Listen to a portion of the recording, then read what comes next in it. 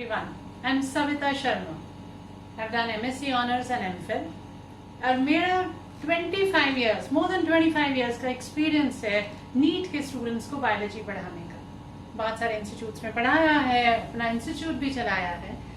आज उसी नीट के एक चैप्टर को उठाते हुए हम कुछ देर के लिए एक दूसरे से बातचीत करेंगे. और ये जो चैप्टर है ये ह्यूमन फिजियोलॉजी का सबसे पहला चैप्टर है जिसका नाम है डाइजेशन एंड एब्जॉर्प्शन. आपने कभी सोचा है कि सबसे पहला चैप्टर ये क्यों है? ये जो सीक्वेंस है चैप्टर्स का वहां पे दिया हुआ है, इसके पीछे क्या लॉजिक है? डाइजेशन एंड एब्जॉर्प्शन, और in other words digestive system as we commonly call it, ये क्या करता है? ये जो खाना हम खाते हैं उसको पचाता है. क्या करेगा वो खाना पच के? वो खाना पचकर इवेंचुअली बॉडी के एक एक सेल को अवेलेबल होगा, so that each and every cell can oxidize it and generate energy. So this system is the basic requirement of generation of energy. ये सिस्टम इवेंचुअली हमें वो सबस्ट्रेट देगा जिसको ऑक्सीडाइज करके मेरी बॉडी का एक एक सेल वो एटीपीज जनरेट करेगा, so that हम अपने सारे बॉडी फंक्शंस कंफर्टेबली परफॉर्म कर सके. अब जब खाने की बात कर ही रहे हैं तो ये अक्सर होता है, घर में मम्मी कहती है खाना क्या बनाऊं, या आप ही घर में घुसते बोलते हो आज क्या बना है.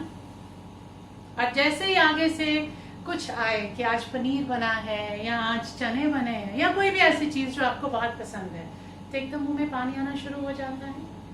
अब ये जो सारा कुछ मेरी बॉडी के अंदर हो रहा है उस खाने का नाम सुनकर हम उस सब को आज समझेंगे, उसी सब के बारे में आज बातचीत करेंगे. So let's start with our this chapter digestion and absorption. Digestive system है क्या? ये सबसे इंपॉर्टेंट क्वेश्चन, सबसे पहला क्वेश्चन जो आपके माइंड में आएगा, that what is digestive system? Digestive system is all those parts of the body which are involved in uptake of the food and its digestion, that is breaking it down into simpler particles and eventually throwing away the undigested food or ingesting out the undigested food. All those parts of the body which are concerned with these functions, they constitute digestive system. Human digestive system comprises of two parts, and these two parts are, please यहाँ zoom करिए, alimentary canal and digestive. Alimentary canal is a long tube which in human beings is about 8 to 10 meters long. और ये जो tube है, क्योंकि हम human digestive system की बात कर रहे हैं, सबसे पहली बात ये कंप्लीट डाइजेस्टिव सिस्टम है. कंप्लीट डाइजेस्टिव सिस्टम से मेरा क्या मतलब है? इससे मेरा मतलब है कि इसके पास दो सेपरेट ओपनिंग्स है. माउथ जिसके थ्रू हम अपना फूड लेंगे एंड एनस जिसके थ्रू अनडाइजेस्टेड फूड बॉडी के बाहर थ्रू आउट कर दिया जाएगा. और ह्यूमन डाइजेस्टिव सिस्टम अगेन या ह्यूमन बॉडी का जो ओरिएंटेशन है that is tube in tube. Inner tube कौन सी? Alimentary canal, and outermost are body that is also in the form of a kind of a tube pattern. सो ये जो tube है it is comprising of 8 parts. और अगर आप इनको देखें ध्यान से, सबसे पहला पार्ट कौन सा है? माउथ. माउथ के थ्रू हम खाना लेंगे. The food is taken in और ingested through the mouth. This mouth will then lead to the oral cavity, also called as a buccal cavity. Buccal cavity which will have its roof as a palate, throat or soft part which is basically formed by the tongue, and then it is also guarded by the jaws, and jaws have teeth. हम इसके बारे में detail में बाद में आते हैं, पहले हम सिर्फ पार्ट्स जान लें कौन कौन से हैं एलिमेंट्री कैनाल के अंदर. सो बकल कैविटी के बाद फेरिंग्स एक कॉमन पैसेज है जिसके थ्रू एयर भी मूव करती है, फूड भी मूव करता है. फेरिंग्स के बाद आता है ईसोफेगस, एक और ट्यूब जो about 25 सेंटीमीटर के करीब लॉन्ग है. ये थॉरिक्स में से मूव करती डायफ्राम को पंचर करके एब्डोमेन में एंटर कर जाएगी. एब्डोमेन में एंटर करके ईसोफेगस के बाद आ जाएगा स्टमक. स्टमक एलिमेंट्री कैनाल का सबसे वाइडेस्ट पार्ट है एंड द मोस्ट इलास्टिक और डिस्टेंसिबल पार्ट है, जहां पे फूड कुछ देर के लिए स्टोर भी होता है. जब हम खाना खा लेते हैं पेट भरा भरा लगता है थोड़ी देर के लिए, कई बार ज्यादा ही खा लेते हैं क्योंकि बहुत टेस्टी था, तो हेवीनेस भी लगती है. क्यों? क्योंकि वो फूड यहाँ पे अब स्टोर्ड है. यहाँ पे 2-2.5 घंटा, कई बार 3 घंटा वो रहेगा, क्योंकि उसकी डाइजेशन का प्रोसेस चल रहा है। इवेंचुअली स्टमक के बाद आएगी स्मॉल इंटेस्टाइन। इसके नाम पे बच जाइएगा, स्मॉल सिर्फ कहने को है, क्यों? क्योंकि इसका डायमीटर नैरो है। अदरवाइज वो 8 से 10 मीटर लॉन्ग बताया था ना मैंने, उसमें से 6 मीटर तो इसी के हैं, 6 to 6.5 मीटर्स लॉन्ग है ये। और इस स्मॉल इंटेस्टाइन में हम देखेंगे सारा का सारा प्रोसेस, डाइजेशन का भी and to large extent absorption का भी यहीं पे कंप्लीट हो जाएगा। तो स्मॉल इंटेस्टाइन के बाद आएगी लार्ज इंटेस्टाइन। अब ये लार्ज क्यों है भाई? क्योंकि इसका डायमीटर बड़ा है, अदरवाइज ये स्मॉल इंटेस्टाइन के मुकाबले बहुत छोटी है। और ये large intestine eventually then the undigested food वो कहाँ पहुंचेगा? वो रेक्टम के थ्रू होता हुआ एनस से बाहर हो जाएगा। तो ये तो सारे पार्ट्स हैं किसके? एलिमेंट्री कैनाल के डिफरेंट पार्ट्स, जिसके थ्रू जो फूड मूव करेगा वो खाना जो मैंने खाया है, पनीर खाया है, बटर नान खाया है, चिकन खाया है, जो भी खाया है, वो पूरा इस रास्ते से होता हुआ जब यहाँ तक पहुंच रहा है तो क्या हो रहा है? उसका ब्रेकिंग डाउन हो रहा है, physical also and chemical also. Physical chewing जो फूड है दैट इज फिजिकल। केमिकल कैसे होगा? केमिकल जो है that is done with the help of chemical secretions, जिनको हम क्या कहते हैं? एंजाइम्स। और एंजाइम्स कौन प्रोड्यूस करता है? एंजाइम्स प्रोड्यूस करते हैं डाइजेस्टिव ग्लैंड्स। ये जो डाइजेस्टिव ग्लैंड्स हैं, इनमें से कुछ डाइजेस्टिव ग्लैंड्स हमारी एलिमेंट्री कैनाल की वॉल में ही प्रेजेंट हैं और कुछ उसके बाहर प्रेजेंट हैं। सो डाइजेस्टिव ग्लैंड्स शुरू हो जाएंगे कहां से? माउथ से। और माउथ में हमारे पास आएंगे 3 पेयर्स ऑफ सलाइवरी ग्लैंड्स। कौन कौन से? Parotid, sublingual, submaxillary. डिटेल की बात करते हैं, अभी इनके बारे में डिस्कशन करेंगे यहाँ। उसके बाद खाना जब मुंह से होता हुआ, फेरिंक्स से होता हुआ, ईसोफेगस से होता हुआ कहाँ पहुंचा? स्टमक में। स्टमक की वॉल के अंदर हमारे पास कुछ ग्लैंड्स हैं जिनको हम कहते हैं गैस्ट्रिक ग्लैंड्स। गैस्ट्रिक ग्लैंड से जब खाना स्टमक से बाहर निकला, अब कहाँ जाएगा? स्मॉल इंटेस्टाइन में। स्मॉल इंटेस्टाइन में हमारे पास 2 ग्लैंड्स की सिक्रीशंस आएंगी और ये दोनों ही ग्लैंड्स एलिमेंट्री कैनाल के बाहर हैं, उसके साइड पे हैं। एक है liver which is the largest gland of the body, और एक है पैनक्रियास जो स्टमक और स्मॉल इंटेस्टाइन, रादर जो ड्यूोडेनम है, सीप शेप पार्ट है स्मॉल इंटेस्टाइन का, वहां पे ये प्रेजेंट है। एक छोटा सा लीफ लाइक स्ट्रक्चर है दैट इज पैनक्रियास।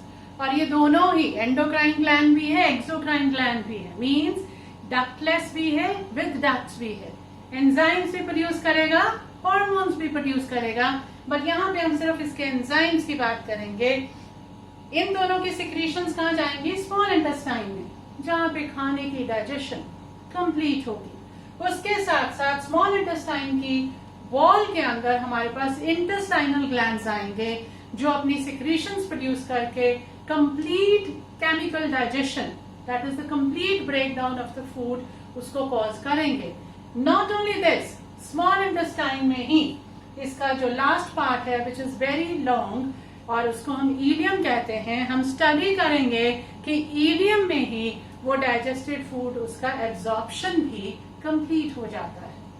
सारा का सारा डाइजेस्टेड फूड इलियम के थ्रू, इलियम की वॉल के थ्रू इवेंचुअली किसके पास चला जाएगा? लार्जली ब्लड के पास। क्यों जाएगा ब्लड के पास? ये पोर्शन क्या है? ये पोर्शन है एब्जॉर्प्शन। क्यों जा रहा है ब्लड के पास? क्योंकि ब्लड अब इस फूड को लेके बॉडी के एक एक सेल के पास जा रहा है और उसको कह रहा है ये लो भाई, इसको अपने पास स्टोर करके रखो, जब भी तुम्हें एनर्जी की जरूरत हो इसको इस्तेमाल करो और इससे एनर्जी जनरेट करो। सो ये तो है डाइजेस्टिव सिस्टम के 2 पार्ट्स, अ स्मॉल इंट्रोडक्शन। अब आइए moving ahead, let's understand the structure of this alimentary canal. Let's understand कि ये सब कुछ जो चेंजेस आएंगी फूड में वो कैसे आएंगी, and how the structure of alimentary canal is so suitable for that it is bringing those changes. So as I said, we will start with the buccal cavity. Buccal cavity, oral cavity, it has various names to it, and sometimes buccal cavity and pharynx combined, we also call it as a buccopharyngeal cavity. हम पहले buccal cavity की बात करते हैं. सो buccal cavity का structure क्या है और उसके अंदर जो चेंजेस होंगी वो क्या क्या होंगी. Now buccal cavity has a roof, it has a floor and it has jaws. The roof is called as palate and palate has two parts, hard palate and a soft palate. अगर आप अपनी टंग के साथ अपने mouth की roof को कभी feel करने की कोशिश करें, move the tongue like this, आप देखेंगे इनिशियल पार्ट हार्ड है, इसलिए उसको हार्ड पैलेट कहते हैं, और उसके पीछे का पार्ट सॉफ्ट हो जाता है. और हार्ड पैलेट में आपको थोड़े से रिजेस से नजर आएंगे विच आर कॉल्ड एज रूगे. ये जो पैलेट है, ये जो रूफ है, इसका काम क्या है, जो फूड है उसकी जो मिक्सिंग होनी है सलाइवा के साथ, या माउथ में जब मैस्टिकेशन ऑफ फूड होगा, मैस्टिकेशन मीन्स कटिंग डाउन, उस टाइम पे ये पैलेट उसमें असिस्ट करता है. ये पैलेट फूड को वहां पे होल्ड करके रखेगा, उसकी मिक्सिंग में भी हेल्प करेगा, and by providing that hard surface it will also cause it's physical breakdown. जो रूफ है, जो फ्लोर है, रूफ है वो हो गई पैलेट की, जो फ्लोर है जिसे हम थ्रोट भी कहते हैं, वहां पे प्रेजेंट है टंग. टंग is attached to the floor with the help of a very small little fold which is called as frenulum.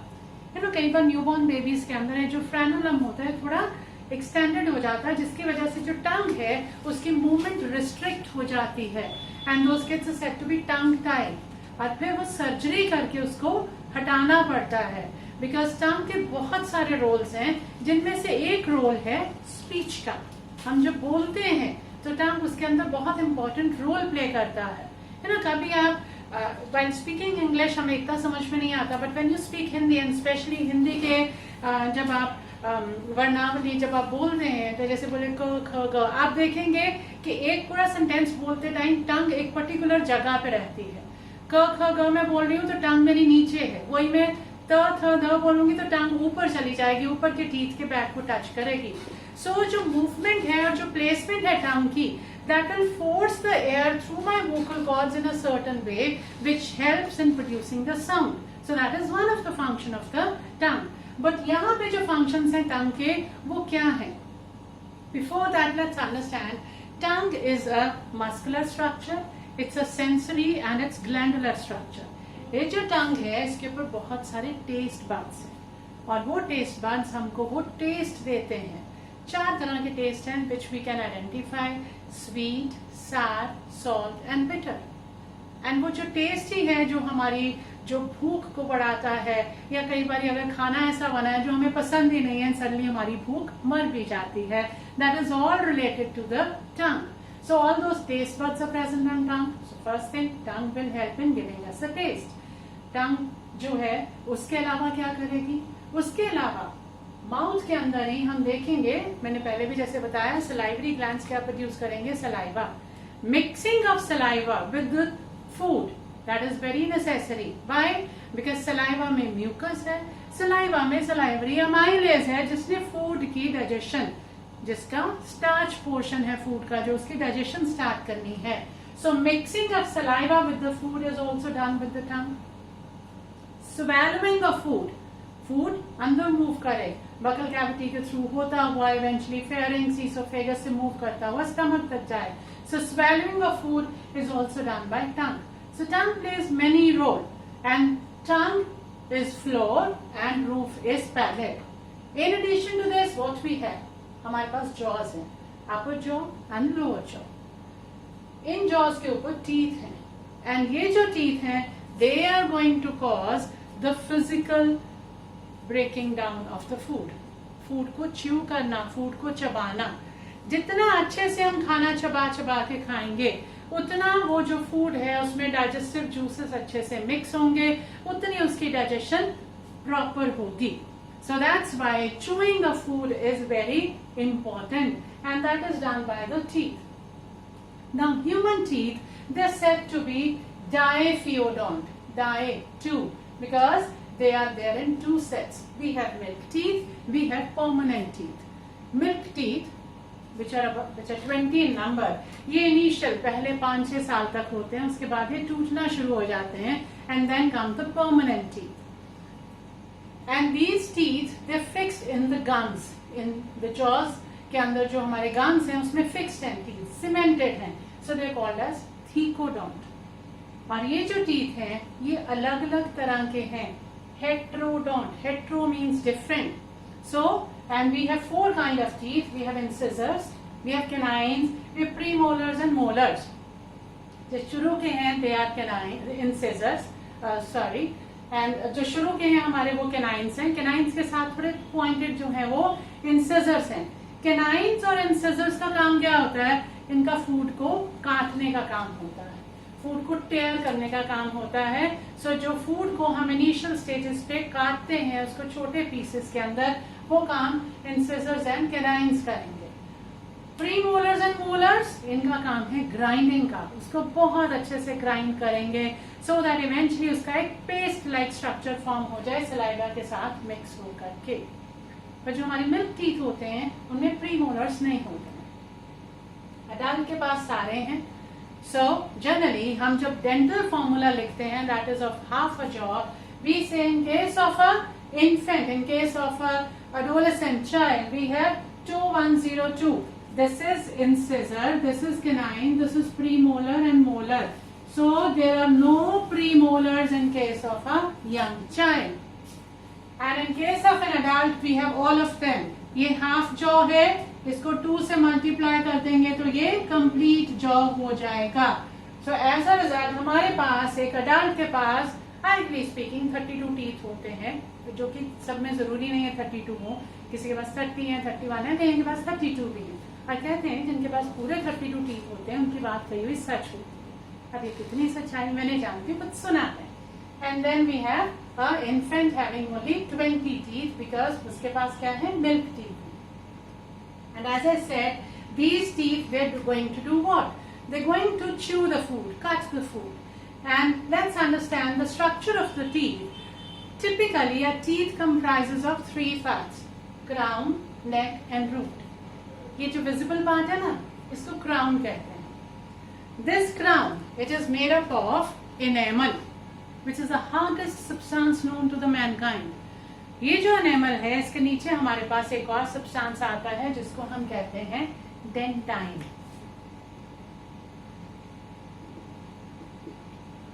This dentine is similar to bone like material, but this is living tissue and this is regenerable.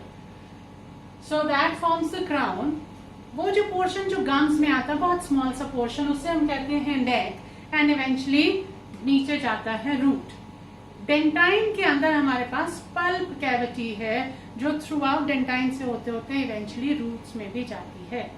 और ये जो pulp cavity है इसके पास pulp है which is a kind of a jelly like material जिसमें nerves हैं, जिसके अंदर ब्लड सप्लाई है, and that is again living tissue.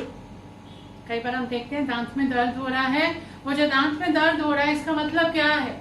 इसका मतलब है कि वो जो पल्प है और उसके अंदर जो नर्व्स हैं वो एक्सपोज हो गई हैं, either due to cavity or due to some other kind of an erosion, and as a result अब वो nerves expose हो गई हैं and now their teeth has become sensitive. किसी ना किसी वजह से वो जो है उसमें कोई चीज टच हो रही है और वो नर्व जो है एक्साइट होकर पेन कॉज कर रही है। सो ये तो सारा स्ट्रक्चर कहाँ का है? बकल का।